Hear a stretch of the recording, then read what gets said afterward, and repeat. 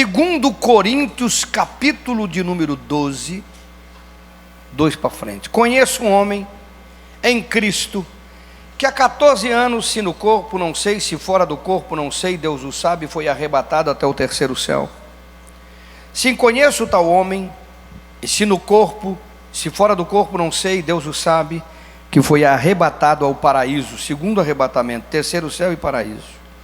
E ouviu palavras inefáveis, as quais não é lícito ao homem referir.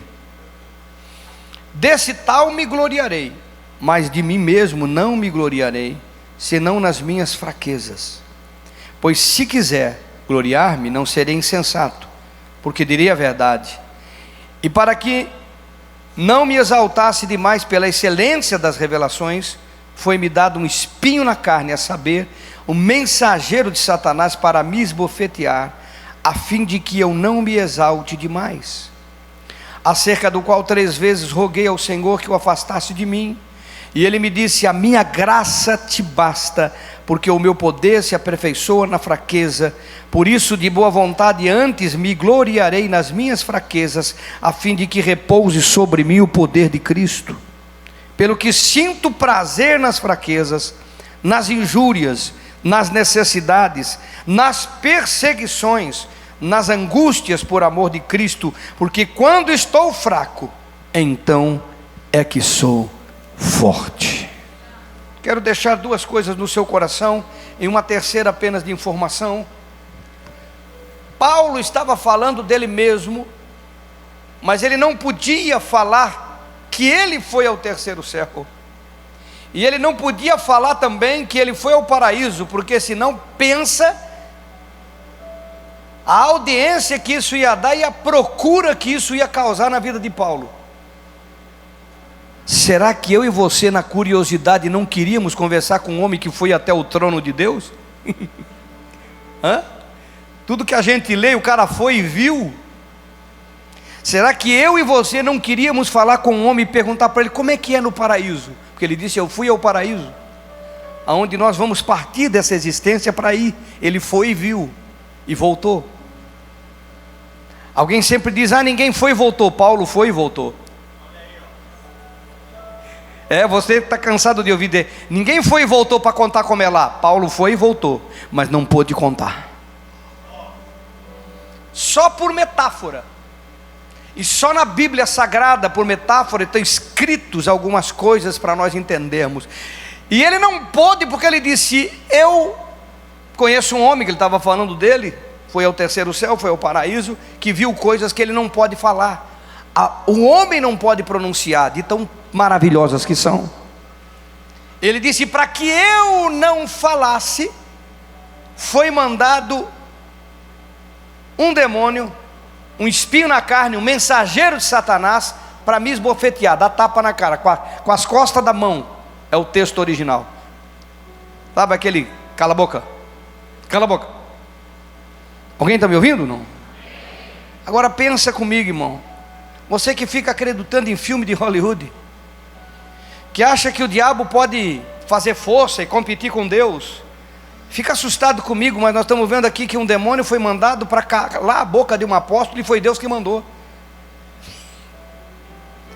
Que se você não sabia, Satanás está a serviço do reino. Eu não estou falando que ele é a favor do reino, eu estou dizendo que ele está a serviço do reino. Não fica amigo dele não, tá bom? Ele faz o que é mandado e nada além do que é mandado. E foi permitido para ele ser um espinho na carne de Paulo, para que Paulo não abrisse a sua boca para falar do que ele viu, para que não chamasse a atenção de ninguém. Você que tem medo do diabo, irmão, você que tem medo disso, medo daquilo, ele acha que o diabo mede força com Deus. Não, ele não mede força. Ele está esperando a oportunidade de fazer alguma coisa, porque Satanás é um querubim desempregado. Isso é um bico. Faz bico. Alguém entendeu ou não? E ninguém dá glória a Deus aí, irmão. Você fica acreditando em filme de Hollywood, meu, que o diabo faz, que acontece. Faz. Se Deus permitir, Ele faz na sua vida, se Deus deixar. Se Ele não fizer nada, se Deus não intervir, claro que Ele faz na sua vida. Só tem duas maneiras dele fazer na sua vida: se Deus permitir, ou se você permitir. Se você permitir, der território, der legalidade, aí Ele pode agir contra você. Mas se não, não pode. Acabou o medo da macumba, não?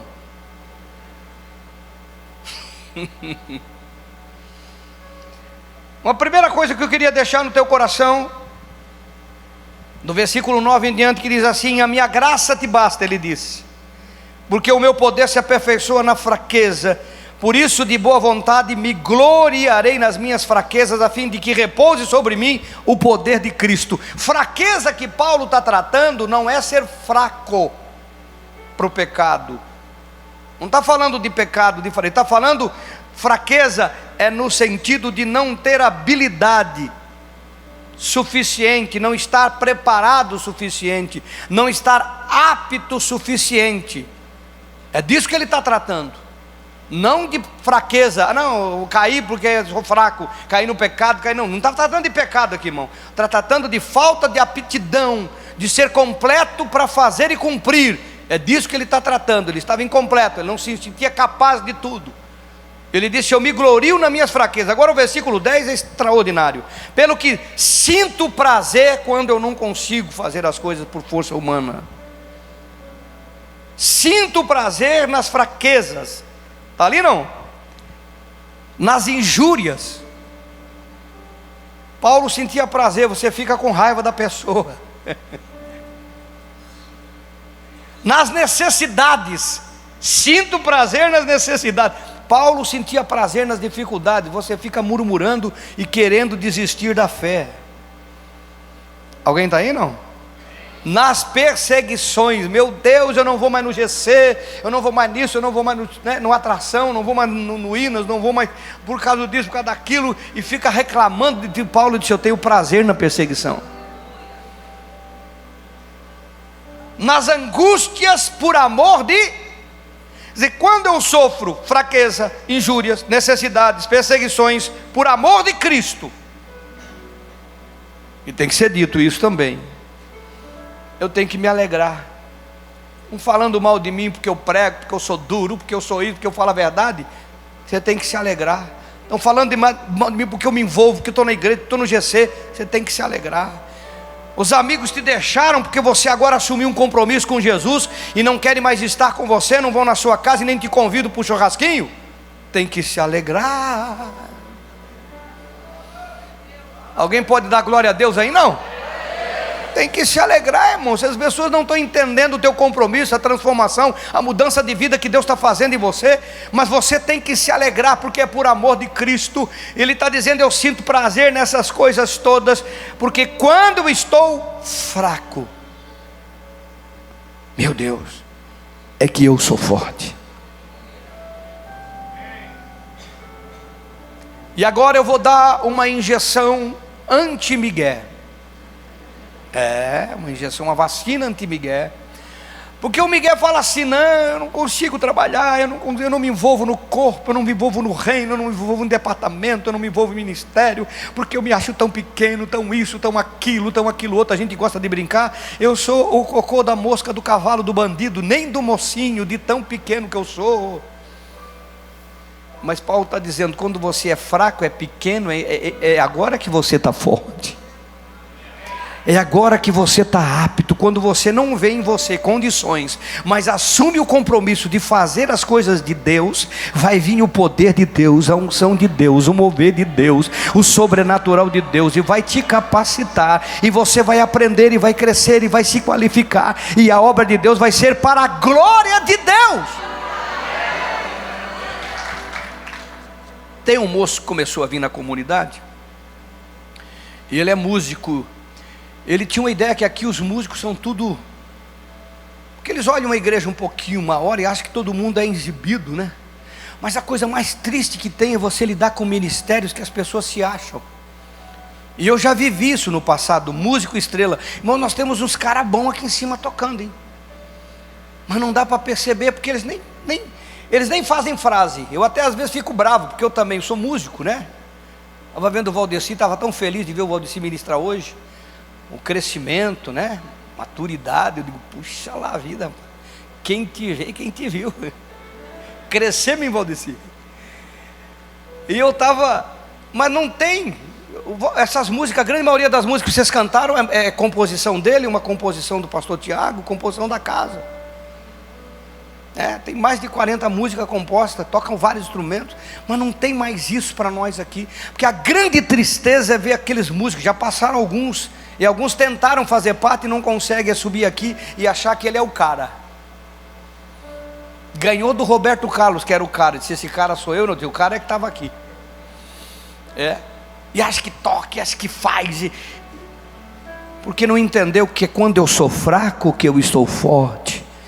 Porque quando eu não consigo, Deus completa o que eu não consigo e faz o que eu não consigo. É Ele que realiza, é Ele que toca, é Ele que ministra, é Ele que faz. Isso aqui tira toda e qualquer desculpa nossa de não trabalhar no corpo, de não se envolver no corpo, de não estar envolvido no corpo. Não tem como a gente, diante dos fatos, concorda comigo ou não? Eu não consigo, eu sou pequeno, eu sou isso, eu sou aquilo outro. Não, meu irmão, você é pequeno. É esses que Deus diz, a minha graça é favor, te basta. Porque o meu poder, o poder é dele, se aperfeiçoa. Veja o que a Bíblia diz, o meu poder se aperfeiçoa, quer dizer, é um processo de crescimento. Quando você se apresenta pronto para Deus, Ele não tem nada que acrescentar na sua vida, também não serve para Ele. Quando você se apresenta ruim, mas pensa num ruim, Ele disse, esse eu vou trabalhar. E quando Ele começar a fazer a obra, assim, meu Deus, quem te vê e quem te viu? E você vai dizer, foi Ele, porque tudo é por Ele e para Ele. Alguém pode dar um glória a Deus aí, irmão? Não arrume motivo para não se envolver no corpo. Se apresente, sirva em algum departamento, sirva em alguma área, porque o Senhor está aguardando você para que o seu poder se aperfeiçoe na sua vida. Amém? Aleluia. Há uma presença de Deus aqui muito forte. O apóstolo Paulo orava. Eu preguei domingo passado sobre a oração de Jesus. Eu quero pregar sobre a oração de Paulo. Estou pregando sobre ele, mas agora entrar no tópico para nós fecharmos. Paulo, apóstolo, orava muito. Atos 16 fala que ele procurava lugar de oração. Tem aí? Atos 16. Ora, aconteceu que quando íamos ao lugar de oração, nos veio ao encontro uma jovem que tinha um espírito de adivinhação. Paulo tinha lugar de oração. Olha para o seu irmão e pergunta, você tem lugar de oração?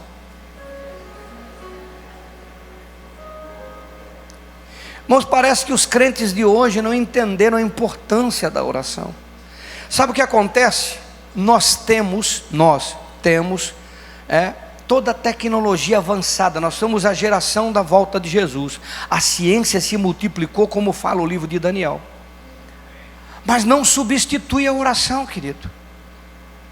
Não substitui a oração. Por mais que a gente tenha toda a tecnologia do mundo, a gente vê a igreja passando por um processo de modernidade, e tudo fica tudo arrumado, tudo bem feito, tudo mais, mas não substitui a oração na vida do crente. É impossível o crente ser crente, se envolver com Deus e não ter vida de oração. Paulo tinha lugar de oração. Versículo 25, Atos 16, 25. Eu gosto muito dessa passagem porque ela é extraordinária. Presta atenção. Pela meia-noite, Paulo e Silas oravam meia-noite, hinos a Deus, enquanto os presos deixa aí. Paulo tinha sido preso, levou 40 chibatadas. Se não levou 40, não sei o número exato. Agora estou com um teólogo aqui na frente, tem que saber o que fala. Pastor Tiago, teólogo. 40 chibatadas. ficou com as costas toda cortada, lanhada. Vai acompanhando o raciocínio, irmão. Todo cortado, todo machucado. Além de apanhar, além de estar machucado, foi botado dentro da prisão, no meio de um monte de gente perigosa.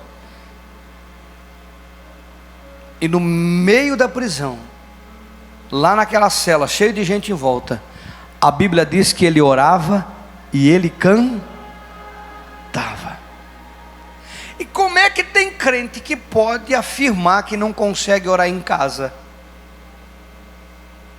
Eu não consigo orar em casa porque é um peso na minha casa. Alguém já ouviu alguém falar esse tipo de coisa? Levanta a mão, pode levantar. Alguém já ouviu? Já ouviu não? Levanta a mão, quero ver. Já ouviu ou não ouviu? Rapaz, quando eu ouço um crente falar isso, hoje eu ouço menos, né? Eu não oro em casa porque tem um peso lá em casa, porque ninguém é crente, só eu sou um crente. O que Paulo vai falar de uma cadeia onde só tinha gente boa em volta? Só rapaziada para frente, só uma galera legal. Mas como é que você pode imaginar que você vai servir a Deus não orando? Irmãos, apanhou, sofreu, entrou para ser preso e foi orar. Como é que alguém pode dizer: eu cheguei em casa cansado e não consegui orar? Imagina se você tivesse levado uma surra de cortar as costas, de ficar cortado, estava cortado, saía sangue, carcereiro lavou e limpou a ferida depois. Eu estou tratando aqui, irmão, das desculpas que nós arrumamos para dizer que não oramos por A ou B, ou por situação A ou C, mas ele apanhou e foi orar num lugar de gente estranha, num ambiente pesado, numa prisão, orando. E mais do que isso, as pessoas estavam ouvindo a sua oração.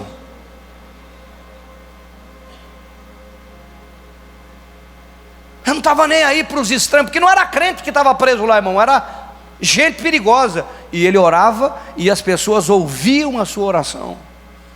E tem gente que tem vergonha, não é aqui, em São Paulo isso, tem gente que tem vergonha de orar no restaurante, que vão pensar. No restaurante até entendo, você deve ser delicado, não dá para chegar no meio do restaurante: Senhor meu Deus, obrigado por isso. Vai ser um escândalo. Você tem que ser delicado, você tem que ser discreto, não tem dúvida. Mas tem gente que convida amigos que não são crentes para ir na casa e não ora na hora do almoço, porque o amigo não é crente. Está com vergonha de quem, irmão? Alguém está me ouvindo?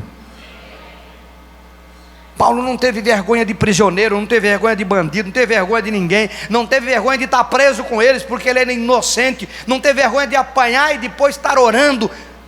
Orava e cantava à meia-noite.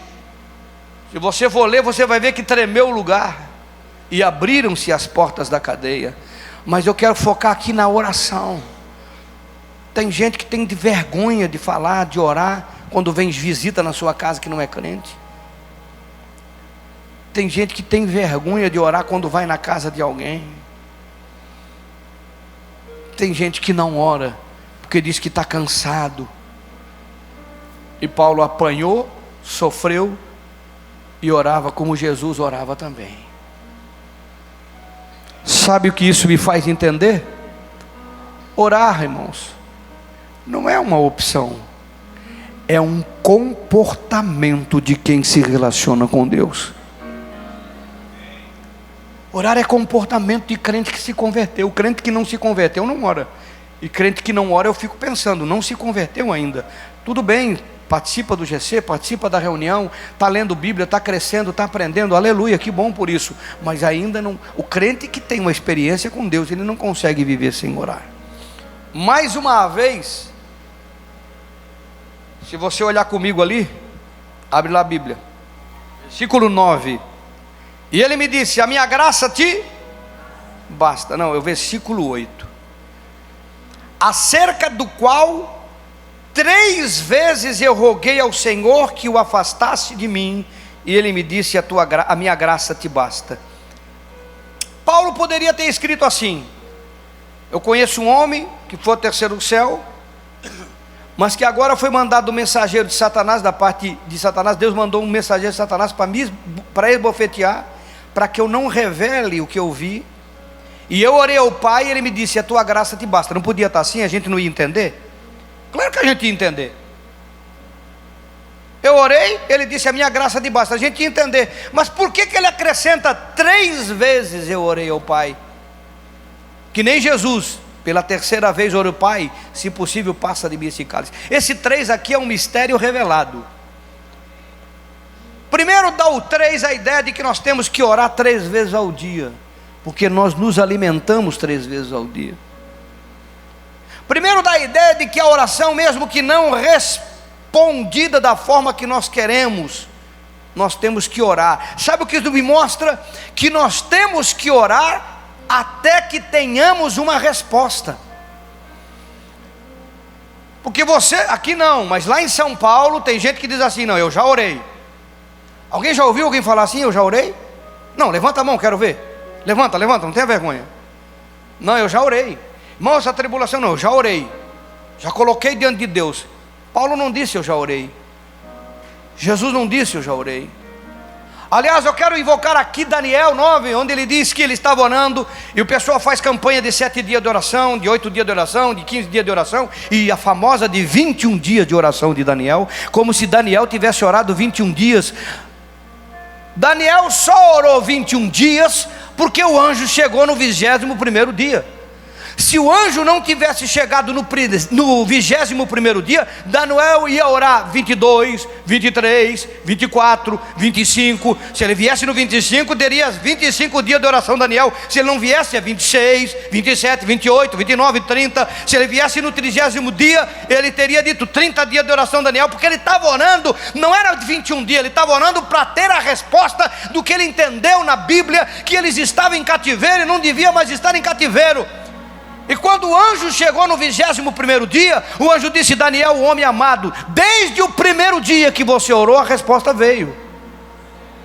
Mas um demônio no meio do mundo espiritual, nas regiões celestiais, impediu o anjo de trazer a resposta. E ele orou 2, 3, 4, 10, 20, 21 dias. Eles venceram a batalha no mundo espiritual, e a resposta chegou no 21º dia. Se não era 20, Daniel não estava orando 20 dias, 10, ele estava orando para a resposta.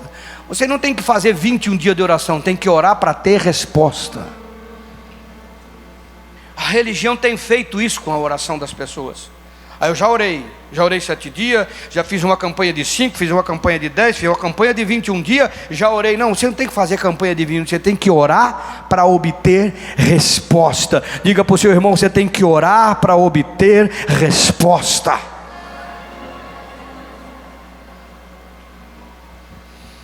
E Paulo nos dá uma resposta muito clara. Ele está dizendo assim: roguei ao Pai 3 vezes. Por que 3? Porque na terceira ele teve a resposta. Na primeira não teve, na segunda não teve, mas na terceira ele teve. Eu sei que é uma revelação 3 vezes, 3 orações. Ele orou e não teve resposta. Ele orou e não teve resposta. Ele orou e teve resposta. E qual foi a resposta que ele teve? Minha graça te basta, não vai receber nada.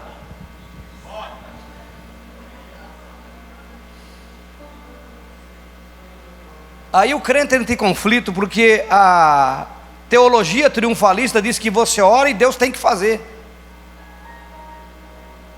Eu acho engraçado. Isso é o mínimo do esdrúxulo da idolatria. Porque a idolatria é que você pega Deus, carrega no colo, bota em cima do altar, acende vela. Não, agora não vai ter vela. Não respondeu, não vai ter vela. Ah, vai responder? Então eu vou botar uma vela. Tem gente que se relaciona com Deus dessa forma, ele tem que fazer. Porque sou eu, um indivíduo de barro que vai viver 90, 100 anos, 70, 50, sei lá eu quanto Deus vai me dar de vida nessa existência, e que vou prestar conta da minha existência diante do trono, como você vai prestar também, e dizer para o Todo-Poderoso, que criou nada para estabelecer a terra e o universo, deu uma afastadinha na sua plenitude para criar o universo, que o homem não consegue nem dimensionar, e dizer para ele: o senhor tem que fazer, o senhor tem que fazer. Se o filho, que era o filho, que é Deus encarnado, disse: faça-se a tua vontade, eu, que não sou, nem sombra disto tu tem que fazer? Alguém está aí, irmão? Os crentes precisam entender que a oração, ela tem resposta. E a resposta de Paulo foi: você não vai receber, a minha graça te basta. O que você está dizendo, pastor? Que Deus não responde? Eu estou dizendo que Ele responde, mas às vezes Ele não atende.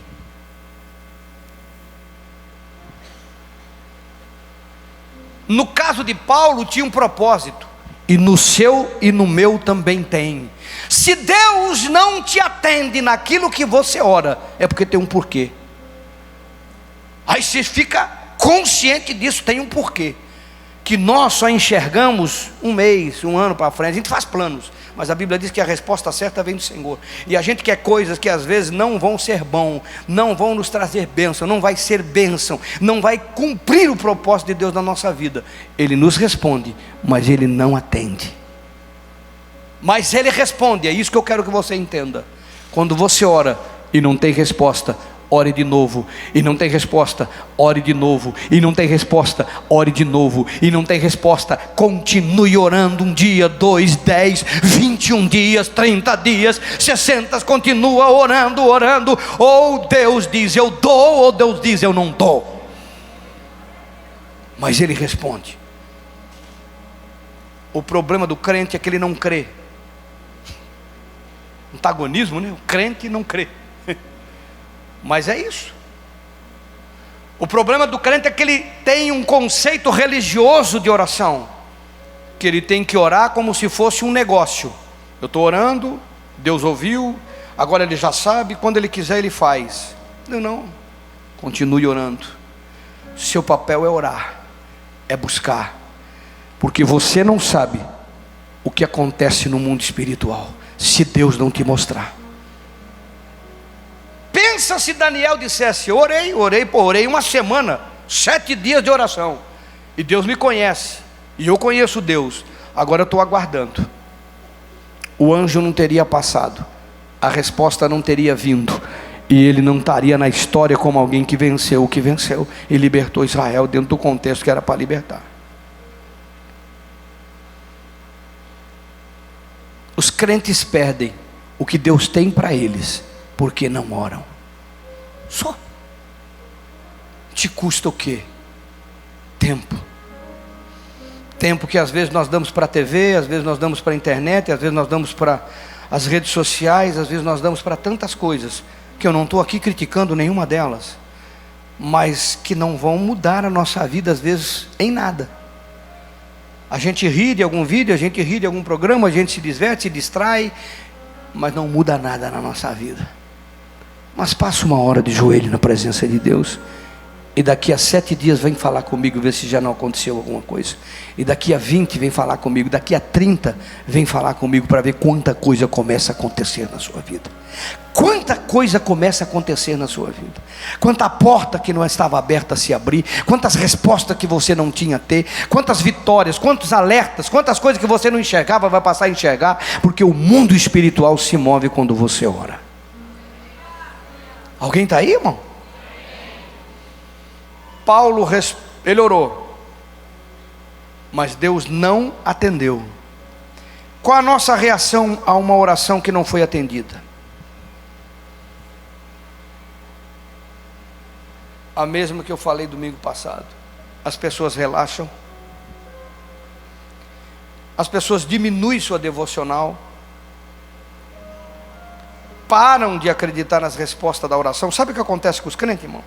O crente vai orar, e daí ele faz um pedido a Deus, a resposta não veio como ele quis, não veio a resposta porque ele não insistiu na oração, e ele teve uma experiência ruim de oração. Ele orou, daqui a pouco ele desistiu, não foi Deus, foi ele que desistiu, e parou de orar, disse: já orei. Tá bom, já orou, não veio resposta nenhuma. Quando ele precisa de um milagre, ele não ora, porque na mente dele ficou gravado: eu orei, mas Deus não responde. Você está entendendo o que acontece na mente dos crentes?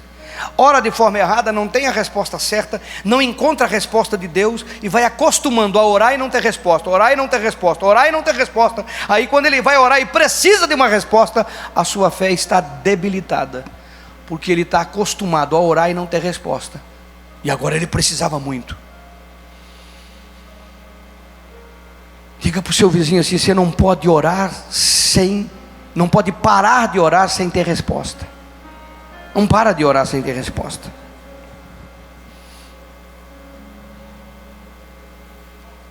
Paulo, apóstolo, se adequou.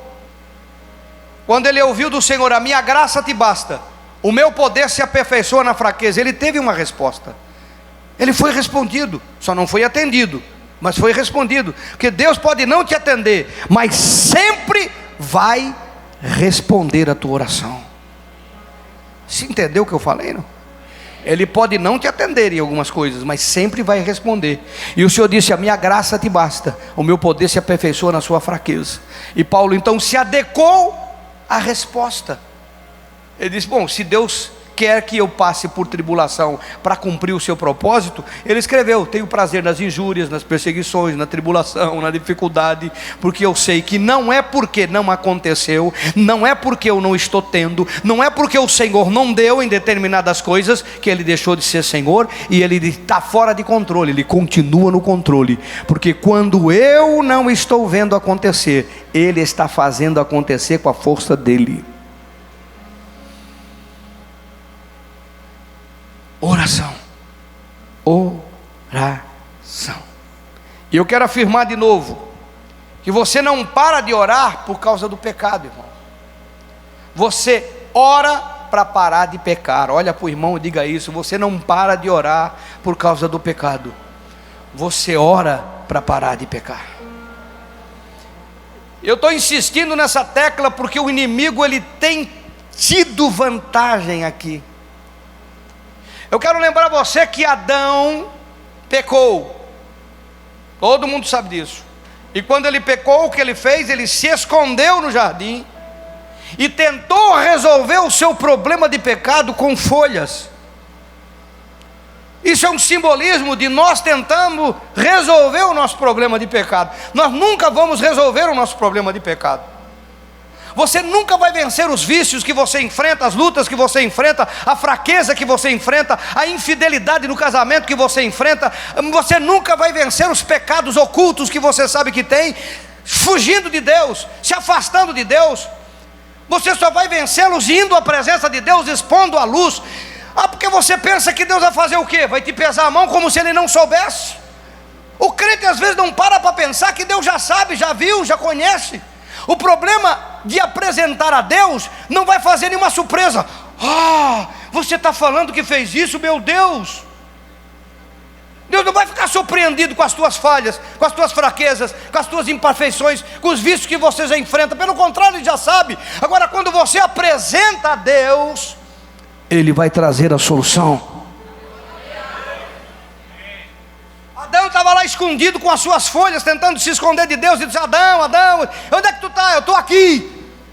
Por que você se escondeu? Eu estava nu. Ele enxergava o seu pecado.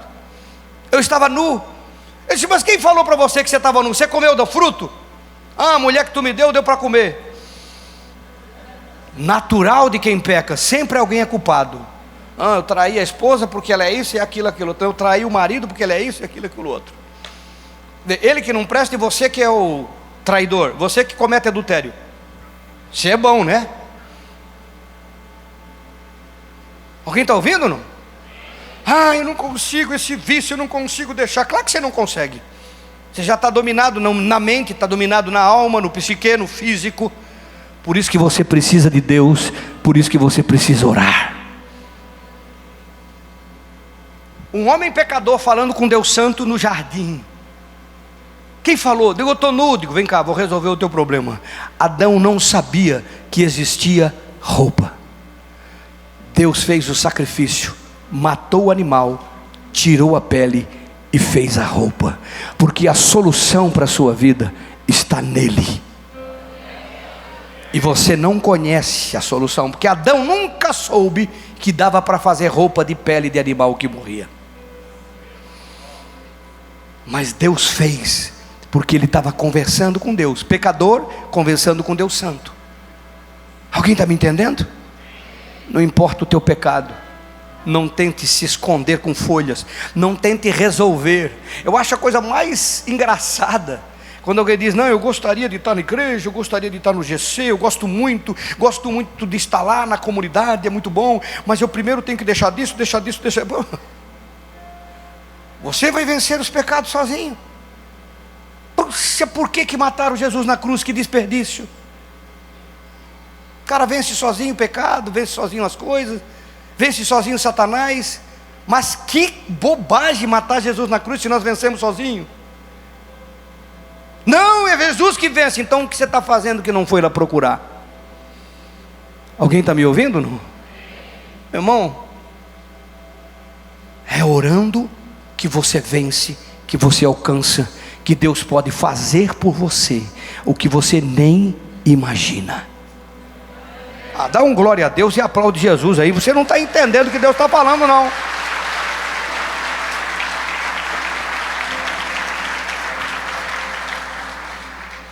Adão não sabia do sacrifício, mas porque ele se encontrou o pecador com o Criador, Deus matou, resolveu e fez a roupa. Alguém está aí, não? Está aí, não? Ainda fez uma promessa para Adão: continue se relacionando comigo, porque da semente da mulher vai nascer um, vai matar a serpente, você vai voltar para o paraíso.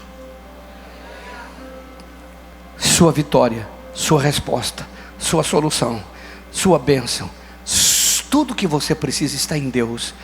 E é conversando com Ele, que a gente chama de oração. É tempo com Ele que traz o que você precisa. Fique de pé no seu lugar.